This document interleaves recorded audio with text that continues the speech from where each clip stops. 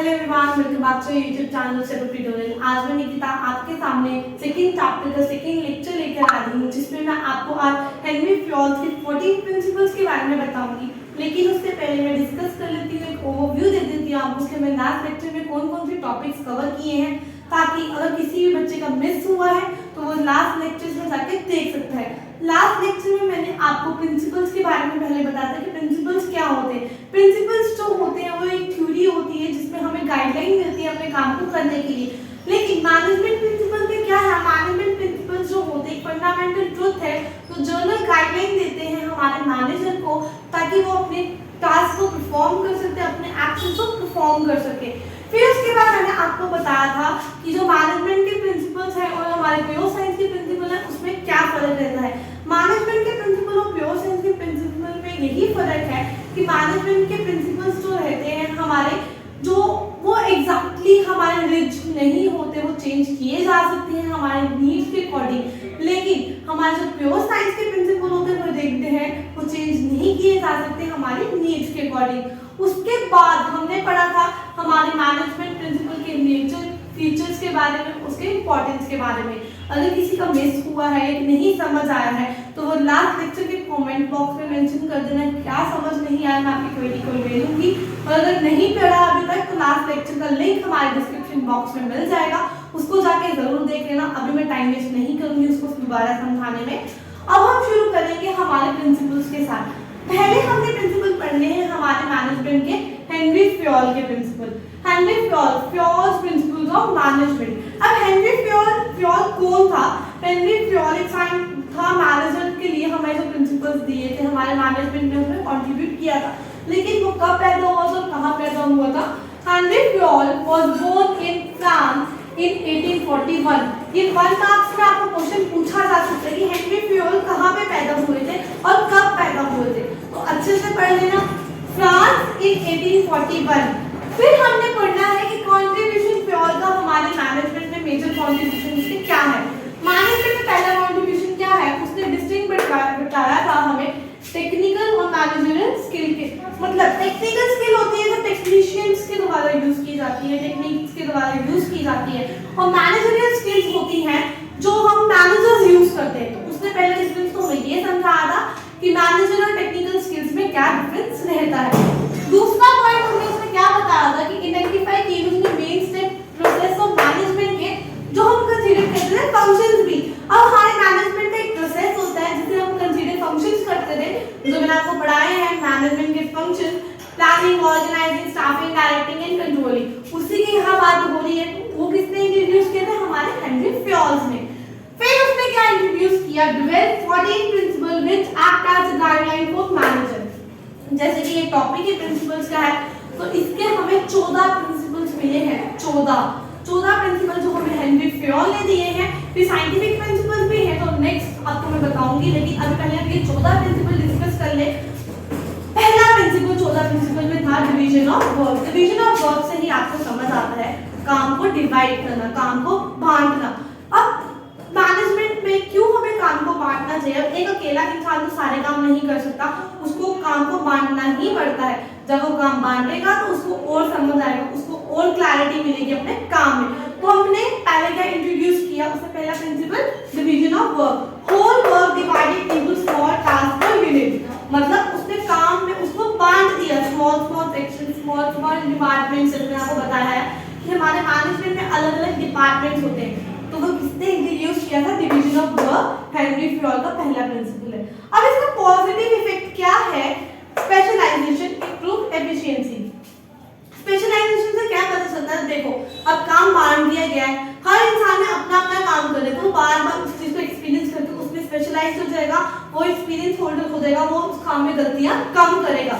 Efficiency से भी वही मतलब है कि अगर बार बार काम किया है, अब उसमें गलती करने की कोई गुंजाइश बनती ही नहीं है, तो उसमें गलतियां कम होंगी। लेकिन अगर ये प्रिंसिपल नहीं हो, इस प्रिंसिपल का उल्टा हो जाए या ये वर्क नहीं करे, तो क्या होता है? Lack of efficiency. मतलब बार बार गलतियां होंगी, टाइम वेस्ट होगा, कॉस्ट ज्यादा हो जाएगी, प्रोडक्ट कम बनेंगे, टाइम ज्यादा लगेगा, वेस्टेज ज्यादा होगी, और क्या होगा? Duplication of work. अब हमने काम को बांटा नहीं, हर बंदा अपनी अपनी मर्जी से काम कर रहा है, तो यार डुप्लीकेशन तो होगी। अब कोई भी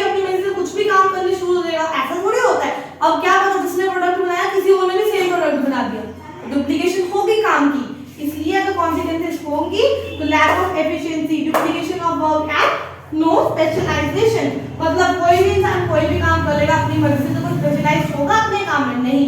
जब मन किया जो मर्जी किया, तो स्पेशलाइजेशन कहाँ से आएगी? नहीं आएगी। फिर नेक्स्ट प्रिंसिपल, उससे सेकंड प्रिंसिपल क्या हमें दिया था? Authority and responsibility. पहले तो अथॉरिटी और रिस्पॉन्सिबिलिटी होता क्या है? अथॉरिटी होता है किसी चीज की power to take decision, and responsibility किसी काम का हमें पे बर्डन होना, किसी चीज की रिस्पॉन्सिबिलिटी लेनी। जैसे अगर मैं कहूँ कि मैंने बच्चों की रिस्पॉन्सिबिलिटी ली है ताकि उन्हें बिजनेस पर 12th के टॉपिक अच्छे से क्लियर हो सके, मैंने अथॉरिटी तो नहीं ली ना, मैंने रिस्पॉन्सिबिलिटी ली है। तो इन दोनों में बहुत फर्क होता है। तो अथॉरिटी क्या होती है? Balance between authority and responsibility. हमेशा बैलेंस रहना चाहिए अथॉरिटी और रिस्पॉन्सिबिलिटी में, क्योंकि टू मच ऑफ अथॉरिटी भी हमें काम, अगर कोई ज्यादा अथॉरिटी ले लेगा अपने मर्जी से, हमें डिसीजन, हमें पावर, हमें बताता रहेगा ऐसा करना, तो कोई काम करेगा नहीं करेगा। लेकिन अगर टू मच ऑफ रिस्पॉन्सिबिलिटी भी होती है तब भी कोई काम नहीं कर सकता। क्यों नहीं कर सकता भाई? मैं क्यों सारे काम करूं? वर्कर्स पे लोड आ जाएगा, उन पे रिस्पॉन्सिबिलिटी आ जाएगी। तो टू मच ऑफ अथॉरिटी भी अच्छी नहीं है, टू मच ऑफ रिस्पॉन्सिबिलिटी भी अच्छी नहीं। फिर अगर इसके पॉजिटिव इफेक्ट हुए, no misuse of power, meeting responsibility on time, मतलब पावर का कोई मिसयूज नहीं होगा। अथॉरिटी भी लिमिटेड दी है और रिस्पॉन्सिबिलिटी भी लिमिटेड दी है, तो सारे अपना काम भी समय पे करेंगे और पावर को कोई मिसयूज भी नहीं करेगा। फिर हम कॉन्सिक्वेंसेस की बात करें, delay in work, misuse of power, overburden with workers. अब क्या कहते हैं डिले इन वर्क क्यों? अब देखो भाई, अथॉरिटी ज्यादा होगी, रिस्पॉन्सिबिलिटी ज्यादा होगी, कईयों को मन करेगा काम करने का, कईयों का नहीं करेगा, तो उससे काम लेट होगा। मिसयूज ऑफ पावर कैसे? अगर किसी को एसएस में अथॉरिटी मिल गई और उसने उस चीज का मिसयूज किया, तब भी हम पे इफेक्ट पड़ेगा, ऑर्गेनाइजेशन का काम ही लेट होगा। अगर रिस्पॉन्सिबिलिटी ज्यादा होगी तो वर्कर्स पे लोड आ जाएगा, वर्कर्स काम नहीं कर पाएंगे, तब भी हमारा ही लॉस है। तो ये था सेकंड प्रिंसिपल। पहला हमने पढ़ा डिवीजन ऑफ वर्क, सेकंड हमने पढ़ा अथॉरिटी एंड रिस्पॉन्सिबिलिटी। तीसरा हम पढ़ेंगे डिसिप्लिन। डिसिप्लिन कैसे? रूल्स एंड रेगुलेशन, मतलब एक ऑर्गेनाइजेशन में प्रॉपर रूल्स एंड रेगुलेशन होंगे, प्रॉपर उसको सिस्टमैटिक वे में चलाने की हेल्प होगी। अगर रूल्स एंड रेगुलेशन नहीं फॉलो करेंगे तो पेनल्टी लगेगी, फाइन लगता है। अगर आप लेट आ जाओ तो आपको फाइन लगेगा, आपकी सैलरी डिडक्ट होगी। Applicable on both superior and subordinate. Superior and subordinate से हमारा क्या मतलब है कि दोनों पे एप्लीकेबल होना चाहिए, सुपीरियर पे भी और सबऑर्डिनेट पे भी।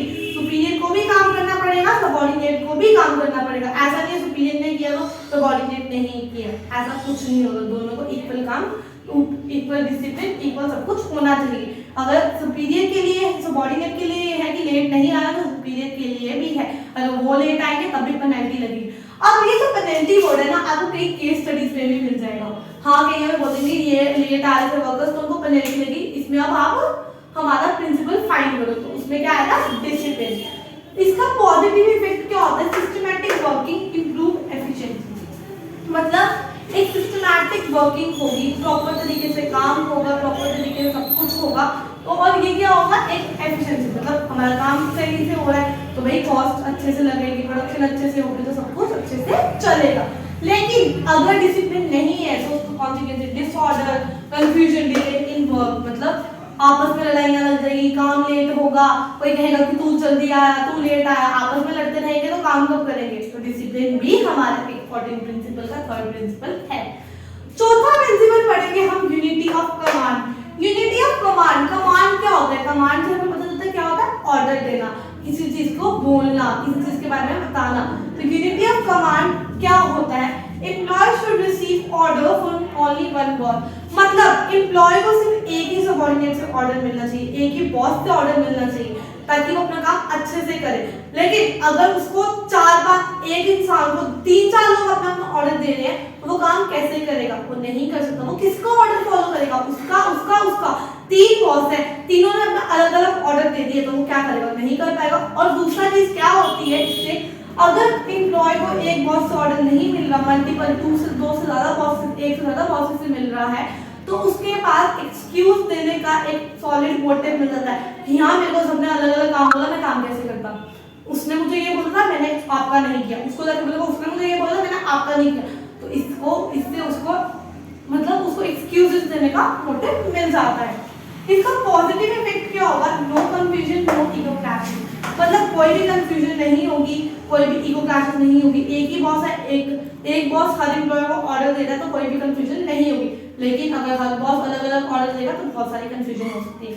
फिर अगर कॉन्सिक्वेंसेज देंगे मतलब कंफ्यूजन, चांसेस ऑफ एक्सक्यूजेस, मैं आपको भी बता दें कि अगर अलग अलग बॉसेस से आपको ऑर्डर मिल रहा है तो ज़्यादा चांसेस होते हैं कि इंसान एक्सक्यूजेस ज़्यादा देगा।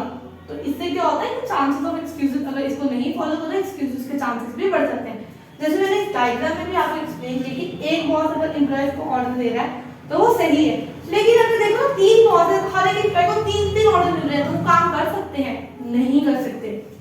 तो इसके साथ मैंने आपको 4 प्रिंसिपल इस लेक्चर में पढ़ाए हैं, division of work, authority and responsibility, discipline and unity of command. ये चारों पॉइंट आप अच्छे से पढ़ना ताकि मैं अगले पॉइंट्स है, अगले हमारे प्रिंसिपल हम नेक्स्ट लेक्चर में अच्छे से डिस्कस कर सके। इस लेक्चर में अगर आपको कोई भी क्वेरी आएगी तो कमेंट बॉक्स में मेंशन कर देना, मैं आपको क्वेरी को सॉल्व करूंगी और आपके हर डाउट को क्लियर करने की पूरी कोशिश करूंगी। Thank you so much.